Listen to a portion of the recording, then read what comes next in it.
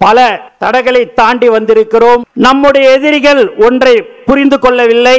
யாரும் இவரை எளிமையாக அசைத்து பார்க்க முடியாது. ஏனென்றால் இவர் மக்களின் நம்பிக்கை, தாய்மார்களின் நம்பிக்கை, தமிழ் மண்ணின் நம்பிக்கை. பல தடைகளை தாண்டி வந்திருக்கிறோம். இன்று அரசியலின் மைய புள்ளி நம் தலைவர் தளபதி தான். நமது தமிழக வெற்றி கழகம் துவங்கி 2 வருடம் 9 மாதம் நிறைவடைந்துள்ளது. இந்த கணக்கு நாம் அதிகபூர்வமாக மக்களுக்கு அறிவித்தது. ஆனால் நம் தலைவருடைய உழைப்பு, உங்களுடைய அர்ப்பணிப்பு, மக்களோடு நமக்கு இருக்கின்ற பாசம் 30 ஆண்டுகளை தாண்டி தனி வரலாறு. இது அனைத்திற்கும் அடித்தளம் ஒரு மனிதர் மட்டும் தான். அவருடைய வழிகாட்டுதலும் தியாகமும் மிகவும் பெரியது. 30 ஆண்டுகளுக்கு மேல் இந்த மண்ணோடும் மக்களோடும் எங்கள் வீட்டு பிள்ளையாக மாறியுள்ள அந்த மாமனிதர் தான் நம் தலைவர் தளபதி. நம்முடைய எதிரிகள் ஒன்றை புரிந்து கொள்ளவில்லை. யாரும் இவரை எளிமையாக அசைத்து பார்க்க முடியாது. ஏனென்றால் இவர் மக்களின் நம்பிக்கை, தாய்மார்களின் நம்பிக்கை, தமிழ் மண்ணின் நம்பிக்கை. நமது கட்சி சாதாரண கோட்டை அல்ல. இது தொண்டர்களின் தியாகத்தால் கட்டப்பட்ட இரும்பு கோட்டை.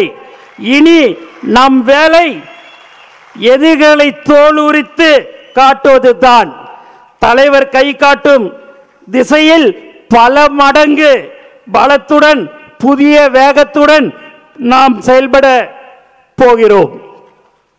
நம் மக்கள் இன்று ஒரு மாற்றத்தை எதிர்நோக்கி இருக்கிறார்கள், காத்து கொண்டிருக்கிறார்கள். அந்த மாற்றத்தை கொடுக்கும் தகுதியும் நேர்மையும் கொண்ட ஒரே கட்சி நமது தமிழக வெற்றி கழகம் மட்டும்தான். இது வெறும் பொதுக்குழு கூட்டம் அல்ல. இது நம்முடைய லட்சிய பயணத்தின் ஒரு வரலாற்று திருப்பம். நம்முடைய கொள்கைகளை மீண்டும் உறுதிப்படுத்தவும், நம்முடைய கரங்களை மேலும் பலப்படுத்தவும் நாம் இங்கு கூடியிருக்கிறோம். ஒரு மாபெரும் இயக்கத்திற்கு கட்டுப்பாடு என்பது மிகவும் அவசியம். நாம் அனைவரும் தலைவரின் முடிவுக்கு கட்டுப்பட்ட ஒரு தாய் பிள்ளைகளாக செயல்பட வேண்டும்.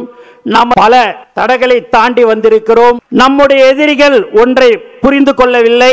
யாரும் இவரை எளிமையாக அசைத்து பார்க்க முடியாது. ஏனென்றால் இவர் மக்களின் நம்பிக்கை, தாய்மார்களின் நம்பிக்கை, தமிழ் மண்ணின் நம்பிக்கை.